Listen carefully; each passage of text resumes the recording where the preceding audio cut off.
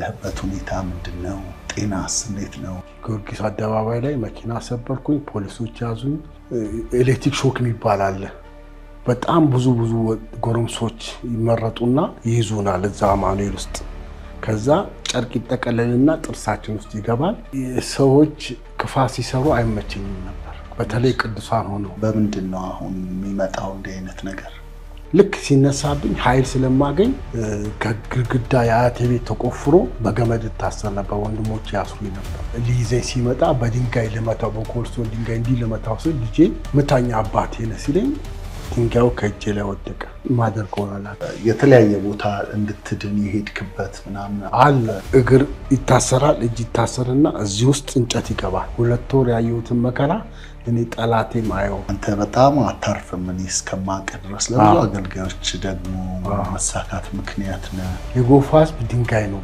ጌታቸውን አይቶ ጌታን መቀበል ነበርበት ትላል በህይወት የሚያልፈው ነገር አይታ ማለት ነው ከዛ ቤት ስመለስ እናቴ ሄደ መጣ አይደል አለች መንፈሱ ነገራት ወደ ጌታ መተመለስ ከሆነ እንገላለን እናታችንን አታሰቃይም አሉ ወንድሞቼ ዱርዬነት በቃ ዓለምን በሚያስጠላ ሁኔታ ተዘፈኩበት ባጥር ላይ ዘልቼ ገብቼ ጎረቤቷ ፖሊስ ነው ተኩሶብኝ ባናቴ ላይ ጥይት ሄዷል ከዛ በኋላ ወደ አገልግሎት መጣ አናጺነት ጀመርኩ በግራጄ ነው ሚስማር መታው የታው ልጆቼ ልታስረብ ነው ያልወጣው ስል ቤት ውስጥ ቸግሮን ግራ ገብቶን ጨንቆን በቃ ሴት ልጆች አሉ ልጆቼ የሚጠይቁኝ ነገር ማማለት አቅቶን በጨነቀን ሰዓት ልክ የሆነ በቃ ተአምራት ነው መሰለን ይህ በዘመኑ ሁሉ ጌታን ያገለገለ ሰው ነው እኔ እንግዲህ ከየትም ደሞዝ ተከፍሎኝ አቅሜና አልከ ሳከለክ የኢትዮጵያ አገልጋዮች በጣም ሰፋር ያደርጋል እውነተኛ ጥሪ ያላቸው ሰዎች እና ከጎኑ መቆም የሚገባን ጊዜ ነው ሰላም ለእናንተ ይሁን የተወደዳችሁ ተመልካቾቻችን ይህ በጋብሳ ዓለም አቀፍ አገልግሎት ተዘጋጅቶ የሚቀርብላችሁ የኔ ቀን የተሰኘው ዝግጅታችን ነው በዛሬ በየኔ ቀን ዝግጅታችን ይዤላችሁ የምቀርመው የተወደደውን ፓስተር ጌታቸው ከበደን ነው ብዙዎች ፓስተር ጌች ይሉታል እኔም ፓስተር ጌች በማለት ነው መጣራው እንኳን ደህና መጣ ፓስተር ጌች እንኳን ደህና ቆየኝ እንግዲህ ዛሬ ከኔ ጋር ቆይታ እናደርጋለን ያው የፓስተር ጌች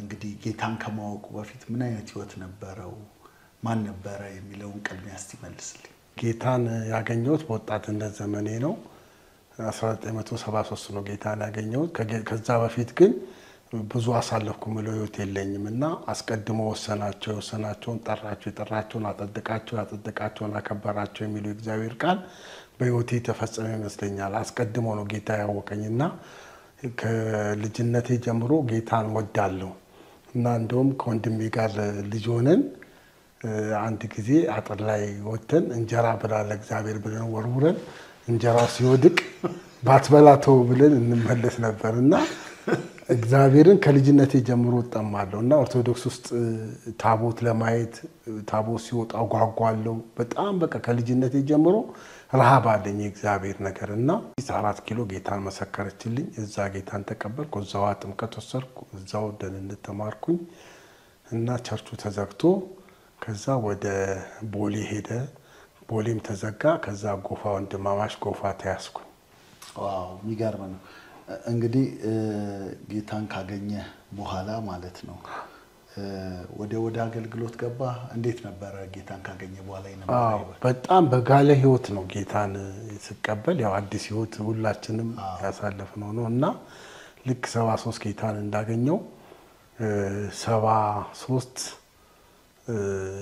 የሚገርማችሁ እኔ ልክ ውሃ ጥምቀት ወስጄ 4 ኪሎ አማኑኤል ፓፕሲ ተዘጋ ጠላት በጣም ነው ይፈራኝ በዘመኔ ሁሉ በጣም ሰይጣን ይፈራኛል ቸርችን የሚያክል ነገር ነው ያዘጋው እኔ ፈርቶ ብዬ ነው ማስበው ቦሌም ስንሄድ ቦሌ ተዘጋ ከዛ ፓስተር ክንደያ የሚባሉ አሉ አሁንም በህይወት አሉ የማራናታ መስራች እሳቸው አማከርኳቸው የት ልያዝ እንግዲህ ቸርቹ ከተዘጋ ስላቸው ጎፋ ወንድማማች ተያዛሉኝ ጎፋ ወንድማማች ተያዝኩኝ እዛ ማገልገል ጀመርኩኝ ሙሉ ጊዜ ሰጪ ያገለገልኩኝ ጎፋ ወንድማማች 1977 ዓመተ ምህረት እዛ ወንድማማች ያለሁኝ ሰፈር ውስጥ አዳር ጸሎት አዘጋጀ ነበር በደርግ ዘመን ነበር በታዘጋጀው በደርግ ዘመን ግን አገልግሎት ምን ነበር? እስቲ ከዛ በፊት ከ77 በፊት ከ73 ጀምሮ የነበረው አገልግሎት አዳር ጸሎት ታደርግ ነበር?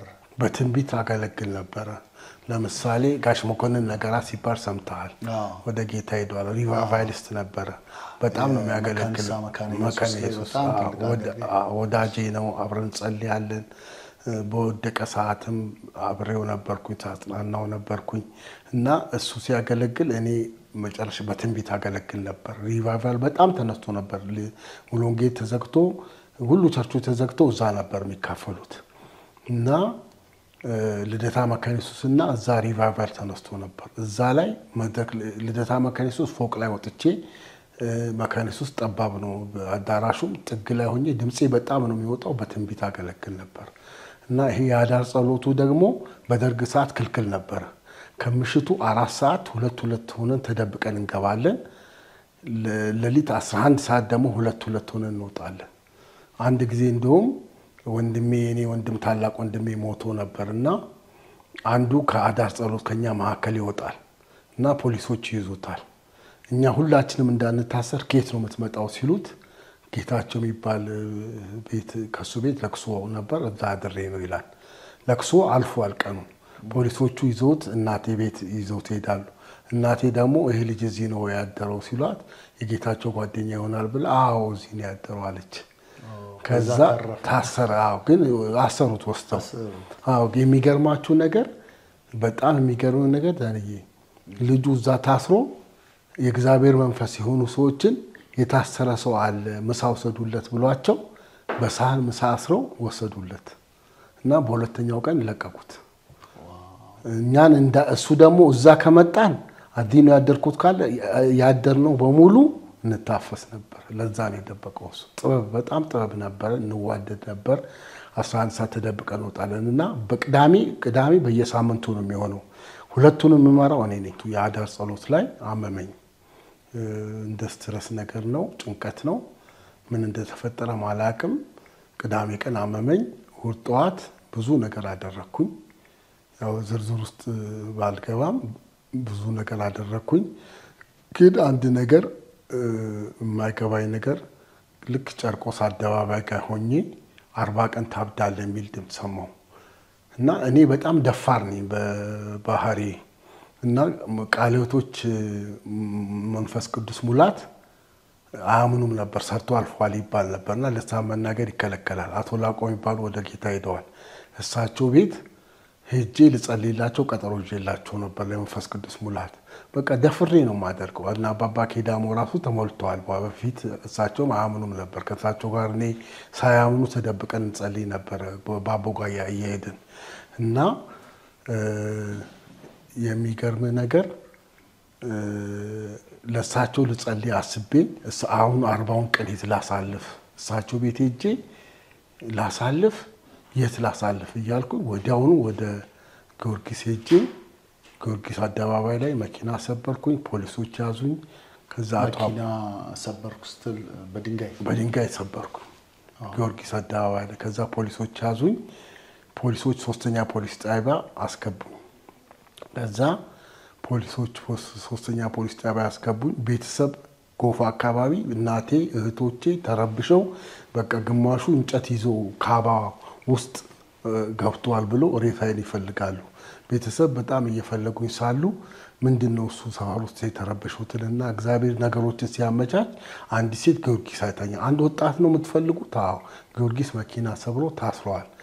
ደሞ እዛ ጣቢያ ክርስቲያን ልጅ አለ ደጀኔ የሚባል ይደውልና እንደዚህ አይነት ወጣት አለ። አዎ በሉ ወንድሜ ነው ያዙ ሲሉ ከእስር ቤት አውጥተው ሳሎን ቤት አስገቡኝ ፖሊሶቹ። የደጀኔ ወንድም ነው የተለየ ክብር ተሰጠኝ። ከዛ መጡ ያዙኝ። መጮህ ነው መናገር ነው። ከዛ አቶ አባይ የሚባሉ የሙሉ ወንጌል ቤት ወሰዱኝ እና ስለኔ ሲጸለይ ያው በሞት ጥላ መካከል ብሄድ አንተ ከኔ ጋር ነህና ክፉ አልፈራምና አንደበቱን መቆጣጠር አይችልም የሚል መልእክት ነበር የመጣውና ትንሽ ምንድነው ሰዎች ክፋት ሲሰሩ አይመቸኝም ነበር እና በዛ ጊዜ በተለይ ቅዱሳን ሆነው ያ ነገር አምቄ ይዟል። ለሰው አላወራም።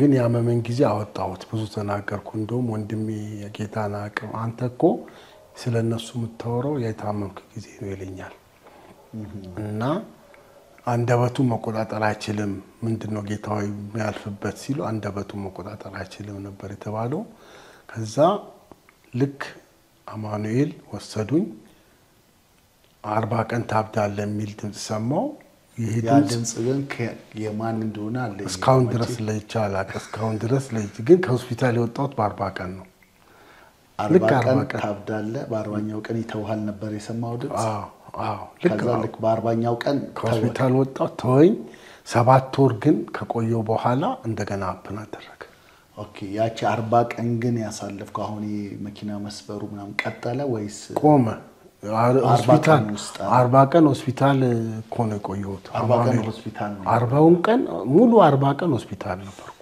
በ40 ቀን ልክ በ40 ቀን ውጣ ተብሎ ማዘዣ ከሆስፒታል ተጻፈ የሚገርመው እኮ አንድ ቀን እንኳን ወደፊት አልጨመረም አልቀን ወር ከ10 ቀን ሆስፒታል የተኛሁት እና በጣም ሆስፒታል ከሚገርማችሁ ነገር ኤሌክትሪክ ሾክ ይባላል በጣም ብዙ ጎረምሶች ይመረጡና ይይዙናል እዛ አማኑኤል ውስጥ ከዛ ጨርቅ ይጠቀለልና ጥርሳችን ውስጥ ይገባል 4 ታዞልኝ ነበር ሁለቱን ሲያደርጉኝ አላቅም ሆስፒታል ገብቼ ራሴን አላቅም ሁለቱን ግን ያው ከዳንኩ በኋላ ነበር የተደረኩትና 4 ጊዜ ኤሌክትሪክ ሾክ ተደርጌያለሁ አምሮዬን ማለት ነው እዛ አማኑኤል ውስጥ ከዛ ተደረኩኝ በ40 ቀን ወጣሁኝ ጌታቸው ዳነ ተብሎ ቤተሰብ ደስ አላቸው ወደ ቸርችም ተመለስኩኝ 7 ወር ምስጋና ፕሮግራም ተዘጋጀ ቸርች በነገራችን ላይ 40 ቀን አማኑኤል ሆስፒታል ቤተክርስቲያን ነው የሆነው የሚመጣው ህዝብ ማለት ነው እና በቃ በወረፋ በጣም ተቸገረው ጥበቃዎች እስኪቸገሩ ነበር ቅዱሳን የሚጠይቁኝ እና ከዛ ከ7 ወር በኋላ አፕን ሲያደርግ ራቁቴ መሄዱሉ ጀመርኩ ልብሴን አውልቄ ቤት ወጣለው እንደገና አንዳንድ ጊዜ በቃ ደህና ነው ሲሉ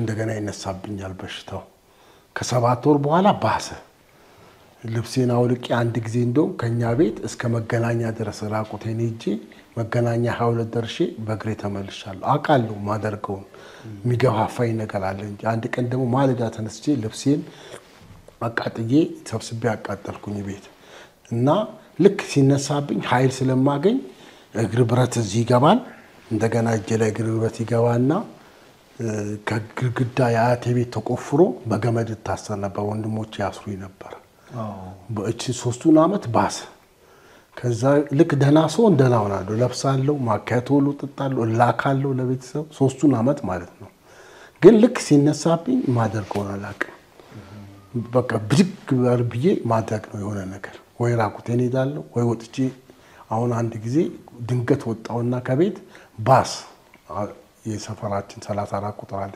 ሰብሬ ተመልሼ ቤት ገባው ክረምት ነበረ ሳሩ ተደበቅኩኝ ባስ መጥቼ ማለት ነው እና እንደዚህ የሚገፋፋይ ነበር 3 አመት ያ ነገር አፕን አደረገ 3ኛው አመት ላይ ምን እንደሆነ አይታወቅም ልክ 80 አመት ምህረት ላይ ጠፋ የተለያየ ቦታ እንድትድን ይሄድክበት ምናምን አለ አብዬ ነው አሁን እናቴ 2 ወር አስቀመጠች እዛ 2 ወር ስንቀመጥ የሚገርም ነገር እዛ ደግሞ እግር ይታሰራል እጅ ይታሰርና እዚህ ውስጥ እንጨት ይገባል 2 ጎረምሶች ይይዛሉ እዛ ወጠምሻ ይገጠር ወጠምሻ ጎረምሶች ናቸው የቧንቧው ስፋት ትልቅ ነው በኃይል ነው የሚከፈተው ምንድነው ሲሉኝ በቃ ከጭንቀት የተነሳ ሰይጣን ነው ስንት 40 የሚቀጥለው ቀን 60 የሚቀጥለው ቀን 70 ላለው በቃ ሁለቱን ወር መከራ አሁን መጨረሻ ደግሞ ዝም እላለሁ ዳነ ተብሎ አምልጬ ከዛ ሞትና ስቃይ ነው አሁንም እኔ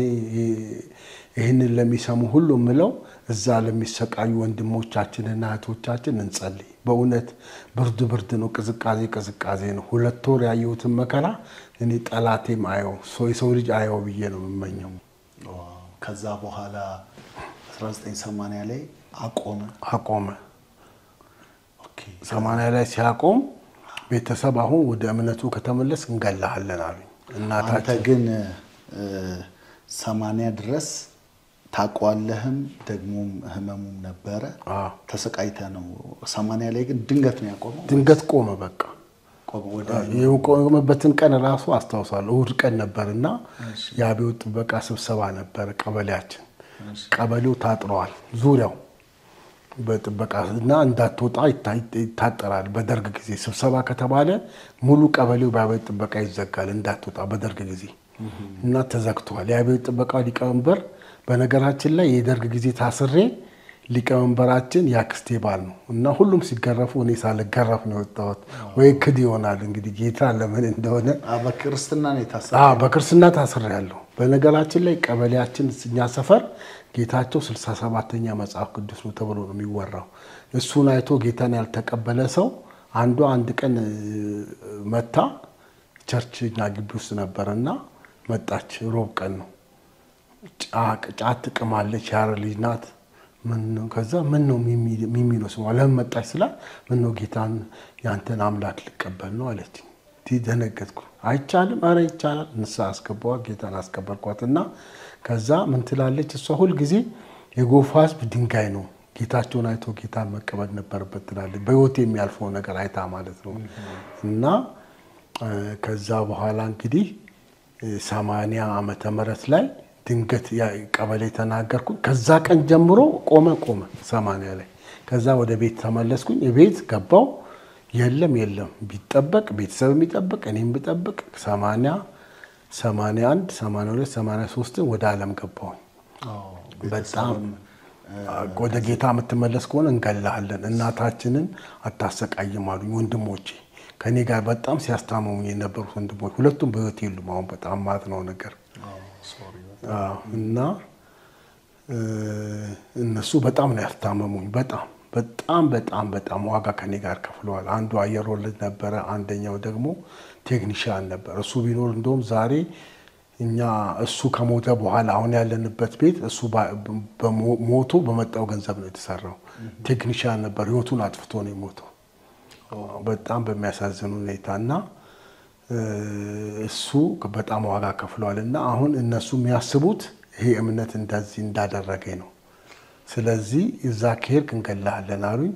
በቃ እኔም ወደ ዓለም ገባው። መጠጣት ነው፣ ማጨስ ነው፣ ለጋሃር ነው ጫት ስቅም የነበረው ዱርዬነት። በቃ ዓለምን በሚያስጠላ ሁኔታ ተዘፈኩበት 3 ዓመት ማለት ነው እስከ 83 ላይ መታሃራ ሄድኩኝ። ከቤተሰብ ገንዘብ ወስጄ መታሃራ ሄድኩኝ። መታሃራ ላይ እንደዚሁ ወደ ዓለም ገባሁኝ። እዛም መጨፈር ነው። መታሃራ ደግሞ የባሰ ለጥፋት የተዘጋጀ ሀገር ነው። ሹፌሮችም እዛ ስለሚሉ የሹፌሮች ሀገር ነውና ከዛ እዛ አንድ ቀን አንድ መቻል የሚባል ልጅ ፖሊስ ነው። የድሮ ጌታን እንደምወድ እንደማገለግል ስነግረው ያለቅሳል። አንድ የተከራየሁበት ቤት ውስጥ ፍራሽ ላይ መሬት ነው የምተኛው። መጥቶ ተኝቶ ሳወራለት ክርስቲያን ነው ያለቅሳል። እኔ ምን ያስለቅሳል? በቃ እንባውን።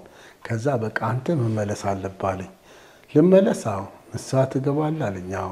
እሺ አስገባኝ፣ ቃል አስገባኝ። ንስሐ ገባው። ከዛ አንድ ደግሞ አድቬንቲስት የሆነች ልጅ አለች፣ በልሳን ሁሉ ትጸልያለች። ማዲያ አላት፣ አባቷ ሀብታም ናት። እሷ በቂ ገንዘብ ሰጠችኝ። ወደ ትናንት ወደ ቤተሰቦች ተመለሳለችኝ። ወደ ቤተሰቦች የመጣው 83 ላይ እኔና ኢህአዲግ አብረን ነው ወደ ጌታ የመጣ ነው። ኢህአዲግ አዲስ አበባ ሲገባ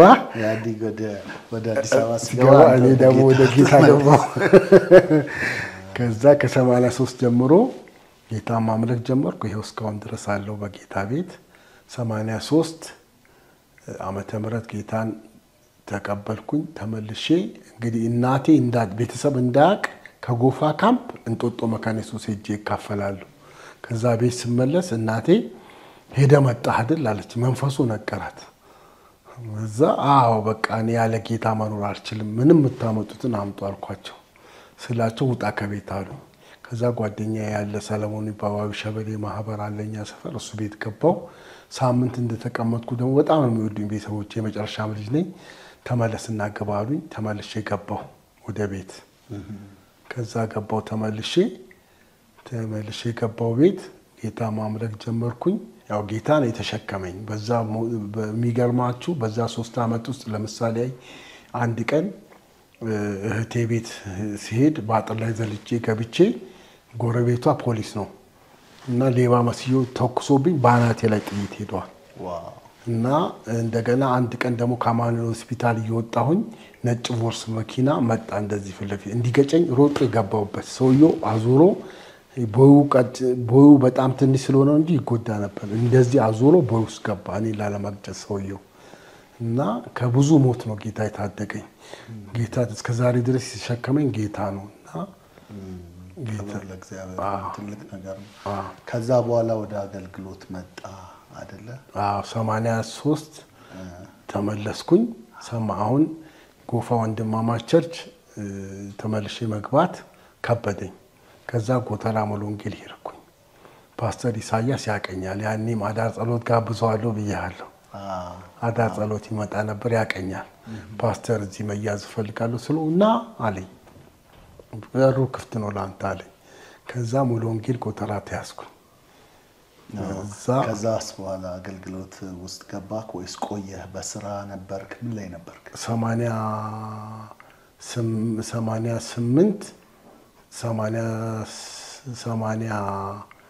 83 ወደ ጌታ ተመለስ። 84 85 86ን ያው አመልክ ነበር።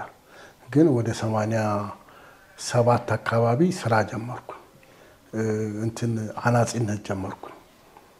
በግራ እጄ ነው ሚስማሩ የመታው። 3 በ4 ቤት 2 ክፍል ቤት በሁለት ቀን ሰርቼ መትቼ ጨርስ ነበር። 2 ረዳት ይዤ ግንቡንም ራሴ ገንብቼ ሰፈር ውስጥ የታወቀ አናጺ ሆንኩኝ።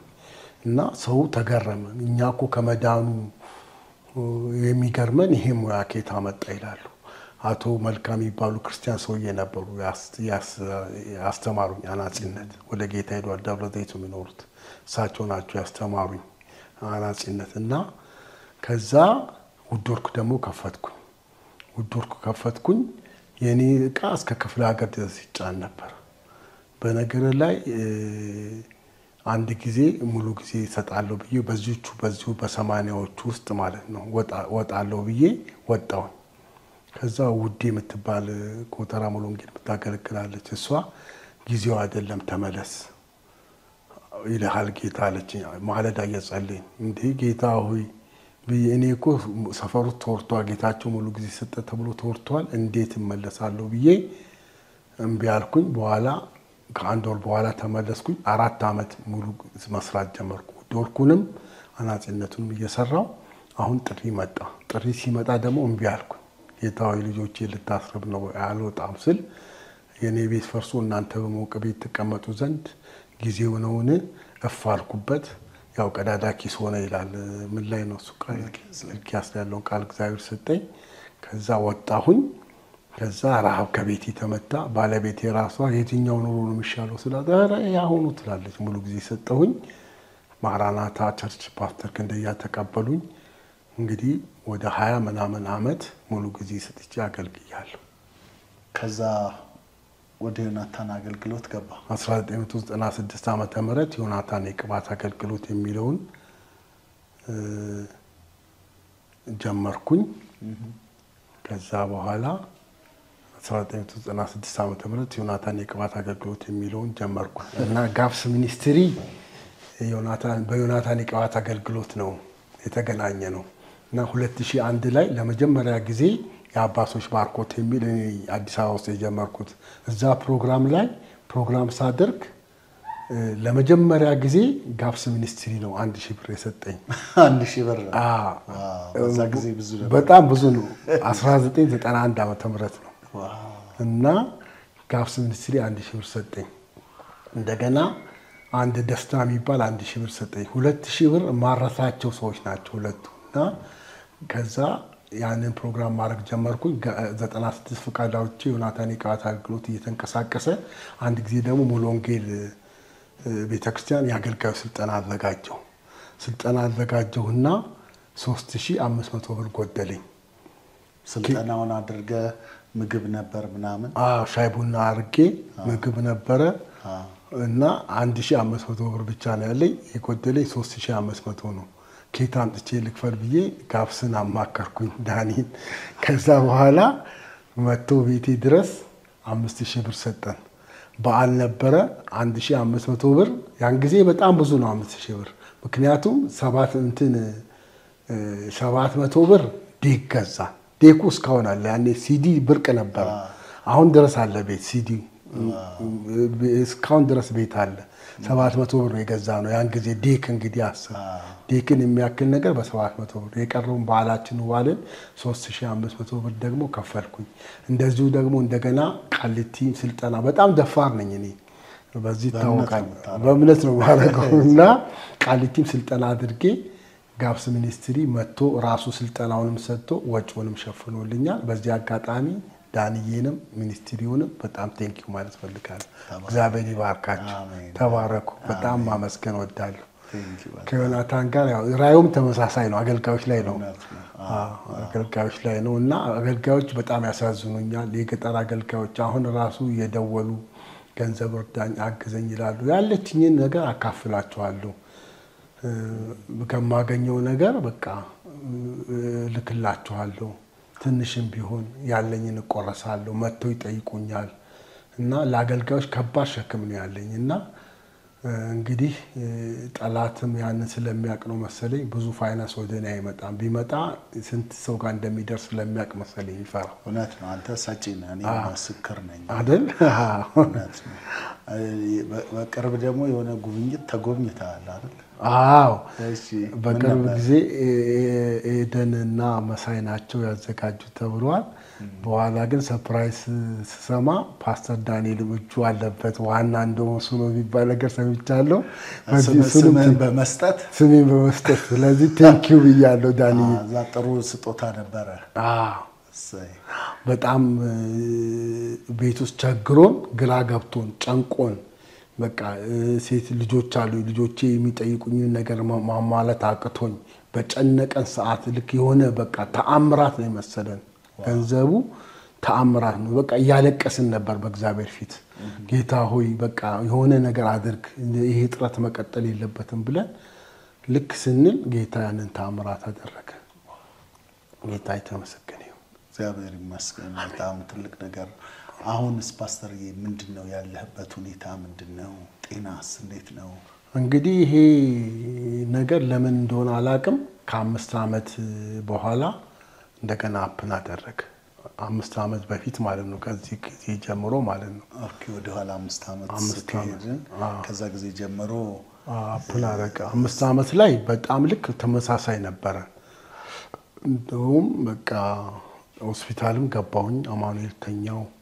አሁን የዛሬ 5 አመት የዛሬ 5 አመት አካባቢ ማለት ነው። ልክ ተመሳሳይ ነገር ነው ያደረኩትም።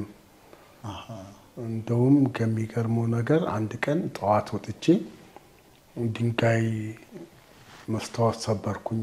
በሱቅ አለ ከኛ ቤት በላይና መስታወቱ ባለሱቁን መስታወቱ እግሩን ቆረጠው እና ሶስተኛው ልጄ በጣም ከኔ ጋር ይደክማል ይለፋል።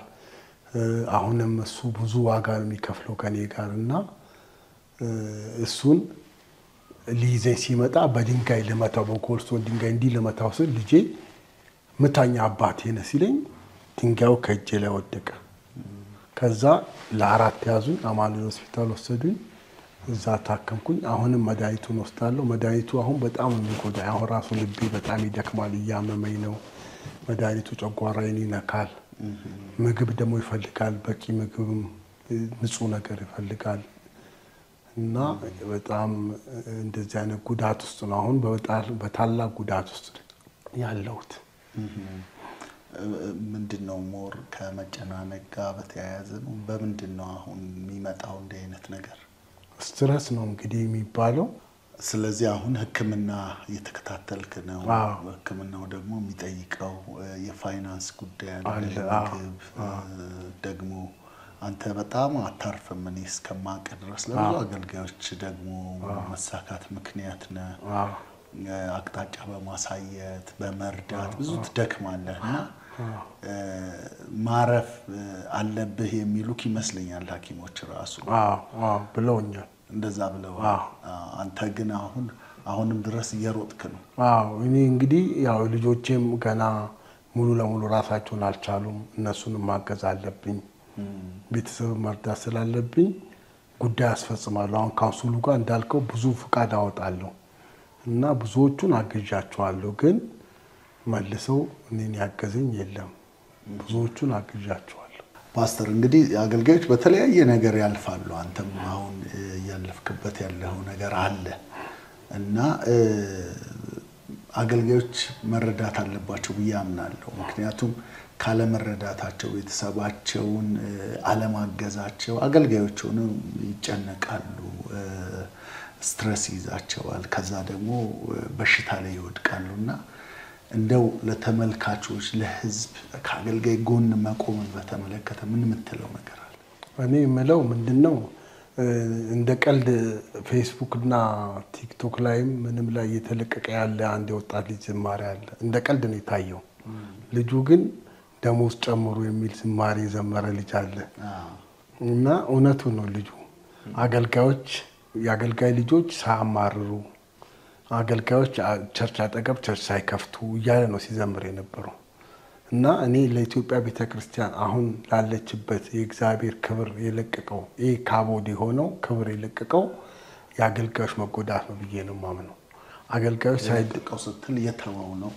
ክብር ኢካቦድ ማለት ያው ካቦድ ክብር ሲኖር ነው ኢካቦድ ሲለቅ ነው ኢካቦድ ማለት ክብሩ ሙሉ ለሙሉ የለም እግዚአብሔር ክብር አለ በቤተክርስቲያን ሊጠፋ አይችልም ግን የበለጠ ሪቫይቫል እንዲነሳ ኢትዮጵያ ቤተክርስቲያን እንድትታደስ እኔ ማምነው አገልጋዮች መባረክ አለባቸው በተለይ ጥሪ ያላቸው ዋጋ የከፈሉ አባቶች እኔ አሁን ትላንትና ማታ ጄኤምኤም ላይ አንድ ሸንኮራ ነጋዴ አገልጋይ 50 ሺህ ብር ተሰጥቷቸው ሲያወሩ የነበረው ነገር ሲሰማ በጣም ይገርመኝ ነበር እና ብረት ጀርባቸው ብረት አለና ያን ብረት የሚያወጣልኝ ሰው ብለው ሲጠይቁ ነበር ጄኤምኤም ላይ ትላንት ቀርበዋል አይታችኋል እና ብረት እንግዲህ የኢትዮጵያ ቤተክርስቲያን እያለች ይሄ ሁሉ ገንዘብ በኢትዮጵያ ቤተክርስቲያን ፋይናንስ ውስጥ እየተንቀሳቀሰ የቀደመችው ቸርች በቂ ገንዘብ እያላት አንድ አገልጋይ ብረት የሚያወጣለት ሰው ሲያጣ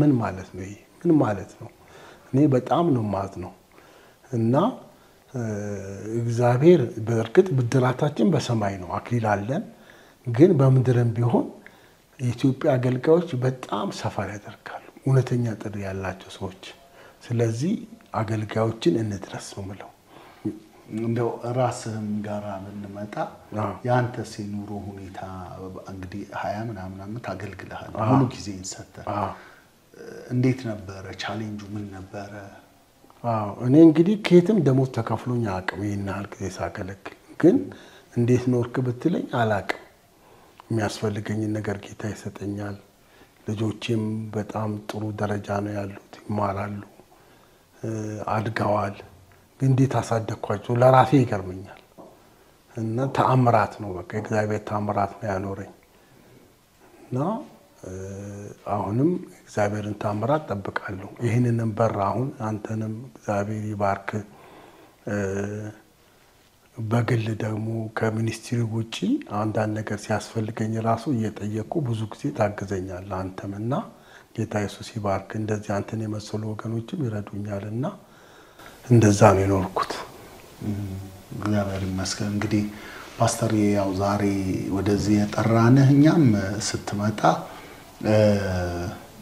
ከሌሎችም ሰዎች ስለ አገልጋይ እንዲረዱ ለማድረግ ነው እንደገና ደግሞ አገልጋዮችንም እንዲረዱ ቅዱሳንን ለማበረታታት ነው እንደነዚህ አይነት አገልጋዮች መታገዝ አለባቸው መበርታት አለባቸው ብለን ነው የጠራንህና እንግዲህ እኛ ደግሞ አሁን ካለው ሁኔታ አንፃር ብዙ ነገር ውስጥ ነን እኛም ያለነው ነገር ግን ለአንተ ስጦታ አዘጋጅተናል ያ ስጦታችን በእኛ እንዲቆም አይደለም ሌሎች ሰዎች እየተከተሉ እንዲሰጡ ቤትን እንዲባርኩ አሁን ያለህበትም ሁኔታ በቃ ሰላም ሆነ ሪላክስ አድርገ ማገልገል እንድትችል ከዚህ በኋላ ቅዱሳን እንዲረባረቡ እንደ ዘር እኛ ደግሞ ዛሬ ዘር አንተ ላይ ለመዝራት ነው ያሰብነው እንግዲህ ያው የኛ ሰርፕራይዝ ማድረግ የዛ ጊዜው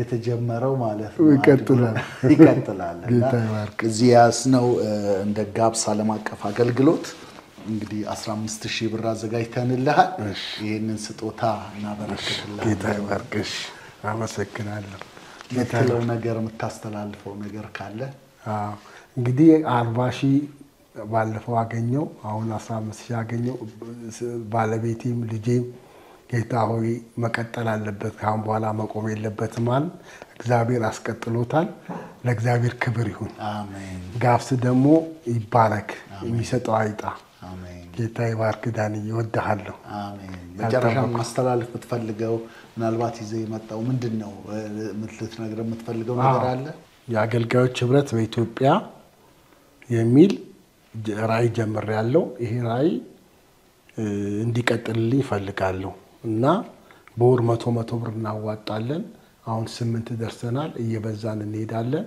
ወደ 5,000 ብር አካውንታችን ላይ አለ ይሄ ራዕይ ቢበዛልኝ ቢሰፋልኝ የግል መኖሪያ ቤት ለመጠየቅ እርስ በርስ ለመጠየቅ የተጎዱ አገልጋዮች ናቸው እንደውም አሁን የደወሉ እነዚህ ልጆች አሁን 3 ልጆች አለው አለ 2 ልጅ የሚበሉት ሁሉ ያጣሉ እንደውም እኔ አንዱ ዳኒን ዛሬ አወራለሁ ያልኩ ስፖንሰርክ ብናገኝና 20,000 ብር ወይ 10,000 ብር እንኳን ብንሰጣቸው ለስምንቱ ተአምር ነው የሚመስላቸው ምክንያቱም አንዱ ወልዶ ምበላው አጣ ነው ያለኝ ደውሎ አሁን በቀደም ከትላንት ወዲያ የአገልጋዮች ህብረት በኢትዮጵያ ራዕዩ በትክክል የመለኮት ጥሪ ያለባቸው አገልጋዮች በኢኮኖሚና በፋይናንስ በእውቀት በማስተዋል ማብቃት እና ተልኮ አለው ቀጣይ እቅዳለው ሌላው ደብረ ዘይት ላይ እኔ ባልሰራው ልጆቼ ይሰራሉ ፕላን አሰርቻለሁ የአገልጋይ ልጆች የሚያርፉበት ያኔ 80,000 ብር ነው የሰራ ማስከፍል ነው ያለው አሁን ቢሆን 200-300 ሺህ ብር አይሰራም ኦሬዲ ፕላኑ የሚፈጀው ተሰርቶ ቤት ተቀምጧል ደብረ ዘይት መሬት ጠይቃለሁ ፕሮሰስ አረጋለሁ ለአገልጋዮች ማረፊያ ሰራለሁ ጋብስም አብሮኝ እንደሚሰራ እርግጠኛ ነኝ ራዕዩ ስለሆነ ጌታ ይመስገን ይሄ ነው ሌላው ያው እንግዲህ መጠራት የሚል መጽሐፍ ጽፌያለሁ ሸክም ጥሪ መለየት ይላል የትራፊክ መብራት ነው ያለበት ይሄ መጽሐፍ 1,000 እትም ተበትኗል 1,000 እትም ተሽጧል ማለት ነው በ100 ብር አሁን ሁለተኛው እትም 200 ብር ነው የተሸጠው እና ይሄ መጽሐፍ ፓወርፉል ነው በጣም ቄስ በሊና የጻፉት የከፍታ ዘመን ጋር ተመሳሳይነት አለው 51 ገጽ ነው አንዱ ገጽ ግን ፓወርፉል ነው ቢነበብ ደስ ይለኛል እግዚአብሔር ከፈቀደ ሶስተኛ እትም የሚረዳኝ ሰው ካገኘው ሶስተኛ እትም አሳትማለሁ አሁን 30 ሐዋርያው ዳንኤል 30 መጽሐፍ ብቻ ነው የቀረው ሁሉም ጋር ተሽጦ አልቆ ማለት ነው እና ቤተሰቦችም ከጀርባው አሉ ይሄ መጠራት የሚለው ትራፊክ መታራ ያለሁኝ በነገራችን ላይ ያልተናገርኩት ነገር አለ ቀደም መታራ ቤተሰቤን ይዤ ከራዮቹን ለመድረስ ሄጄ ነበር 6 ወር አገልግያለሁ እዛ ይሄንን አልተናገርኩም እና ወባ ሁሉ ይዞን ስንመጣ አዲስ አበባ ከሁላችን ውስጥ ጠፋ ወባው እስካሁን የለብንም ግን ያኔ ይዞን ነበር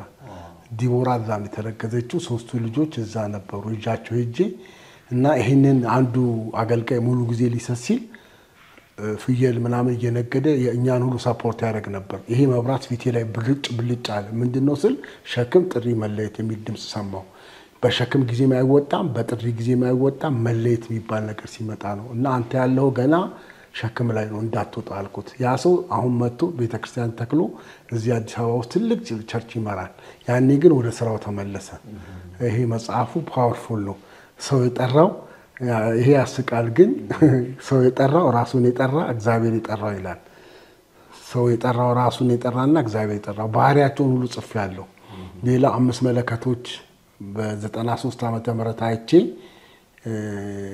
5 ቤተ መንግስት አሁን ጸሎት ቤት እንደሚሆን እኔ 93 ነው የተነበኩት ሐሙስ ቀን ቸርች ያግቢ ውስጥ ነበርኩ እየጸለይኩኝ 5 መለከት አየሁ ምንድነው ጌታዬ ስለው የመጀመሪያው መለከት ሲነፋ ነቢያቶች ይነሳሉ አለኝ አሁን የተነሱት ነቢያቶች ከእግዚአብሔር ነው ግን የቀደመችው ቤተክርስቲያን መጻፊም ላይ ጽፌዋለሁ የቀደመችው ቤተክርስቲያን እናት ወይ አባት ሆና ስላላዘቻቸው አስፈላጊውን ውጤት አላመጡም ሁለተኛው መለከት ህዝቤ ዕውቀት የለውም አስተማሪዎችን አስነሳለሁ አለኝ።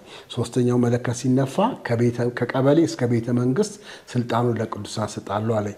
አራተኛው መለከት ሲነፋ የኢትዮጵያ ቤተክርስቲያን አንድ ተቋም ትሆናለች አለኝ። 93 አምስተኛውና የመጨረሻው መለከት ሲነፋ በኢትዮጵያ የተነገረው ትንቢት ተፈጽሞ ኢትዮጵያ ለአፍሪካና ለዓለም በረከት ትሆናለች አለኝ እና 93 ነው ይሄንን ያየሁት። እዚህ መጽሐፍ ላይ ተጽፏል። እዚህ መጽሐፍ ላይ እንደገና 5 በትሮች የሚል ደግሞ ትምህርት አለኝ። እዚሁ ዛሬ ተጽፏል። 5ቱ በትሮች ምንድናቸው? የሙሴ በትር የአባትነት በትር ነው። አባቶችን በኢትዮጵያ ያስነሳሉ አለኝ። የያዕቆብ በትር ለነጋዴዎች ነው፣ ሽምልምሌ። የዳዊት በትር አንድ ጎልያድን የጣለው ብዙ ጊዜ በጠጠር ይላሉ፣ ግን አንድ በትርና 5 ጠጠር ይዞ ነው የሚለው መጽሐፍ ቅዱስ። እና የዳዊት በትር የንግስና በትር ነው አለኝ። አራተኛው በትር የሌዊ በትር ነው።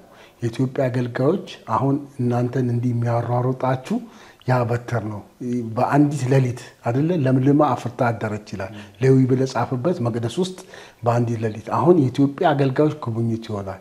ኢትዮጵያ ቤተክርስቲያን እንድትጎበኝ ደግሞ የኢትዮጵያ ቤተክርስቲያን አገልጋዮች መጎብኘት አለባቸው እና የሌዊ በትር ያ ነው። አምስተኛውና የመጨረሻው በትር ራእይ ምዕራፍ 11 ላይ በትር የሚመስል መለኪያ ተሰጠኝ። መቅደሱን ለካ፣ መሰዊያውን ለካ፣ ስግደቱን ለካ ይላል። ይሄን ማን ነው? ራሱ ኢየሱስ ነው ይዞ የሚወጣው። ራሱ ይዞ ይወጣል። መቅደሱን ይለካል። መሰዊያው ግን ሕይወታችን ነው። ስግደቱ ይለካል፣ አምልኳችን።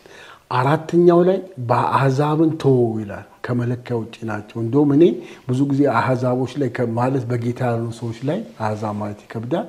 አደጋ ከባድ አደጋ ሲደርስ ለምን እላለሁ። ከመካከላቸው ቅዱሳን ዳኑ ይባላል።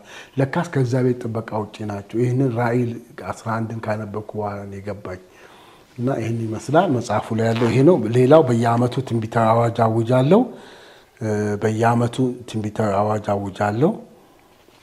የደብረ ዘይቱ ህንፃ አገኘሁት። ይኸው እዚህ ጋር በፕላን ተሰርቷል እና መታሃራ ሚሽነሪ ሄጄ አንድ እንግዲህ እኛ የድሮ አገልጋዮች አንዋሽም፣ አንዲት ከረዩ ብቻ ነው አጥምቄ የመጣሁት እዛው ባህር ላይ አሁን ዶክተር አብይ ሎጅ የሰራበት ባህር ላይ መታሃራ ከረዩ የዳነች ውሃ ጥምቀት የወሰደች አንተ ነህ እንዴ?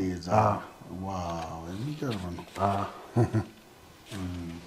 የሄድክባቸው ቦታዎች በወንጌል እስቲ ምን እንደሆነ? ሐዋርያው ዘውዴ ያገለገለበት ቡሬ ከዚህ 600 ምናምን ኪሎ ሜትር ነው እና ገደል ውስጥ ነው ቸርች የመሰረተው ሐዋርያው ዘውዴ። ገደሉን እንዲህ ለማየት እኔ ስለሚያዞረኝ ፈርቼ ራሱ በደርግ ጊዜ እዛ ውስጥ ነው ቸርች የመሰረተውና 600 ጋምቤላ ሊደርስ 60 ኪሎ ሜትር ነው የሚቀረው። እዛ 2 ሄጄ አገልግያለሁ። 2 ጊዜ ሙሉ ወንጌል ማለት ነው። አዲስ አበባ ማነው ክፍለ ሀገር ያልኩበት ቦታ የለም። ብዙ ቦታዎች በጣም ብዙ ቦታዎች ነው። ሐዋሳ ቤቴ ነው። ይሄ በ96 ከፍትህ ሚኒስቴር ያወጣሁት ነው። ይሄ ከካውንስሉ ያወጣሁት ነው። ፍቃድ አለኝ ሚኒስትሪው ማለት ነው። ሰርቲፊኬት ደግሞ በየቦታው ጋብስ ሚኒስትሪም ሳከርድ ሚኒስትሪም ሰጥተውኛል። ቅድም ያልኩት የደብረ ዘይት ፕላኑ ይሄው ይዤዋለሁ። ይሄ ሙሉ ፕላን ነው ይሄ። ሌላው ይሄ ንፋስ ስልክ ላፍቶ ክፍለ ከተማ የወረዳው የሃይማኖት መቻቻል ጸሐፊ ነኝ አሁን እና ብዙ የሃይማኖት እየተወከልኩኝ ብዙ ስብሰባዎች ላይ ይገኛለሁ። ከክፍለ ከተማው ለዮናታን የቅባት አገልግሎት የተሰጠ የምስክር ወረቀት ነው። የዚህ አይነት በጣም ብዙ አለኝ ቤቴ እና ወረዳ ውስጥም አገለግላለሁ። አሁን ክፍለ ከተማ ትልልቅ ስብሰባ ሲኖር ፓስተር ጌታቸው በጸሎት ይክፈት ከእስላም ከኦርቶዶክስ ከፕሮቴስታንት እኔ ነኝ ተወክዬ የምጸልየው።